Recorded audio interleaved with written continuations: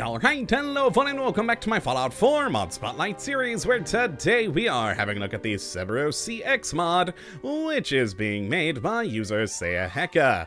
And what this glorious little piece of work looks to add into the game is quite an interesting bullpup pistol, which apparently is based off of some anime. And I find this weapon pretty darn interesting, due to the fact that I've always kind of been a sucker for a good bullpup weapon, and bullpup pistols are in fact a real thing that exists, and it just seems like a strange thing that might be in the Fallout world, and this is definitely a strange one. So let's take a look at what we do get here with the Seburo CX pistol. And if we head on into the Pip-Boy and take a look at the most standard version of the gun, you'll see here that it will do 25 base level damage with the 45 round, with a firing rate of 50, range of 83, accuracy of 68, at a weight of 4.2. All in all, it's a pretty small, lightweight, and compact pistol that doesn't pack a huge punch, but with various modifications you can do some pretty interesting things, like make a suppressed sniper-ish version, or go full-on automatic with a laser sight and a reflex scope. Good times indeed, and of course the damage can be upped through modification. But before we do look at the mods, let's take a gander at what we get, or how rather you get your hands on one of these guns, and it's pretty simple. You just gotta head into any chemistry station in the world and you'll see the Seburo CX category here, where for a mere 4 adhesive, 6 aluminum, 2 ceramic, 6 copper, 4 oil, and 15 steel, you can make yourself this kind of odd but fun bullpup pistol. And we also actually do get another thing here, and that is, if we just scroll a little bit more down, a Seburo CX holster. Now this is kind of an odd aesthetic part. It has no additional stat boost whatsoever. It's purely just so you can have one of these things strapped to your thigh, but you can make it for, well, no requirements, and it will go on your person. Though if we do exit out of the chemistry station here and head over to this mannequin, it kind of floats off awkwardly a bit. As you can see there, it's not straight flush against the thigh. It's a little bit off. And of course, if you are a normal character in the world, yeah, your hand has a tendency to sort of clip through the thing a bit. As you can see there, I've got one on my person. And yeah, it won't do anything for you. It is purely an aesthetic thing, but hey, if that's what you're going for, have at it, my friends. Now let's take a look at what the gun can actually be modified with here in the weapon workbench. And as you can see here, we have a fair few categories, the first being the standard receiver category, where we have the pretty typical sort of receivers from standard all the way up to advanced, with automatic versions of each, which is always handy. But you're never going to get a huge amount of damage out of this thing, with the max receiver-wise being 43. Though, interestingly, depending on if you go with semi-auto or full auto, you're actually going to get the same damage, as you can see there, which is unusual. Typically, the full auto lowers the damage, but greatly increases firing rate, so the automatic is actually quite powerful in this one. Then the next category we have is the suppressor, where you either have none, or yes, to have a suppressor on the pistol. After that, we have the grip, where the only two options are either the standard or sharpshooter grip, which doesn't actually change the aesthetic of the gun, merely the stats.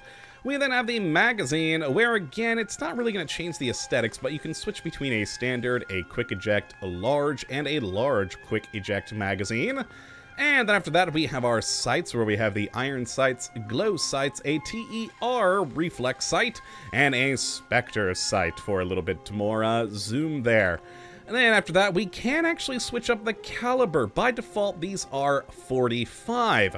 But if you'd like to do less damage, you can go with 10mm, which, of course, if you have a whole lot of 10mm lying around, might be useful, especially with one of the more automatic style receivers.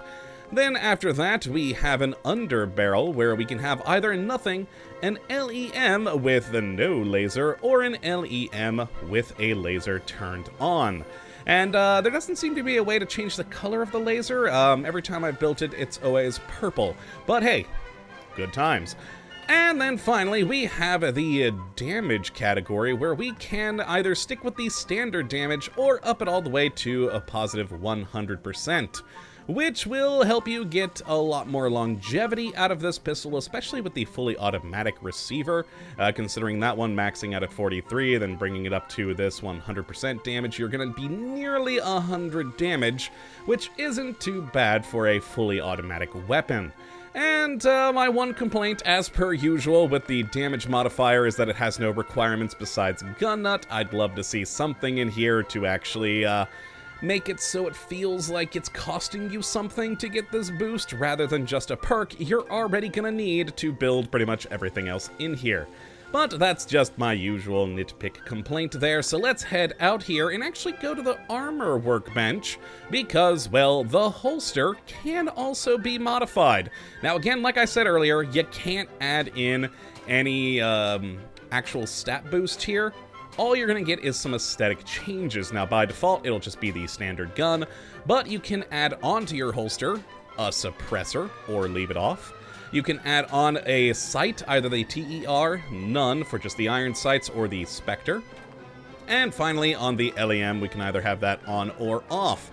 And this purely just does change, as mentioned several times now, the aesthetic. If I actually do go back over to the mannequin here, which oddly loses its head every time I put the gun on the side there, you can see that one is just the standard one, whereas my character has on all of the additional options of the sights. Can't zoom in. There we go. There's a zoom in. With the suppressor, the sight, etc. Now let's take a look at this thing firing, and let us just start with the standard, and let's actually go ahead and grab these other ones off the wall here, so you can see those as well. And the gun itself is actually kind of loud, so I'm probably going to have to turn it down a little bit in post, but let's take some shots.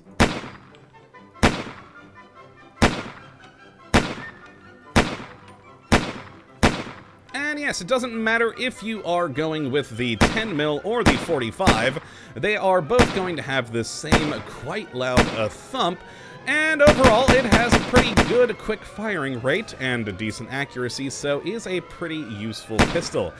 Good smooth reload animation as well, though it kind of awkward. It looks more like you're loading in the magazine into the, well, a standard pistol, but you know what, still works quite nicely.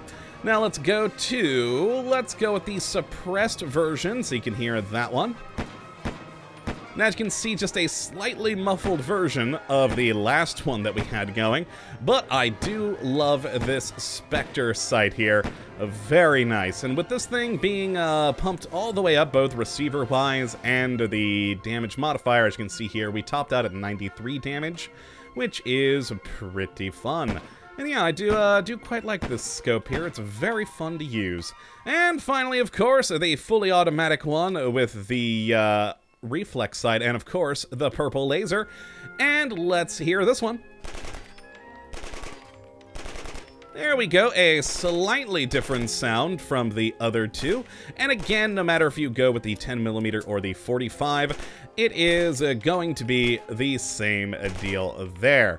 But yeah, another fun sight with a just good little gun. Now let's see how it fares against Randy and Will, who unfortunately I had to kill before starting the episode, because otherwise I can't get into the crafting benches over there. So let us resurrect. Actually, we'll do Will first before Randy. Uh-oh, he clipped through the wall.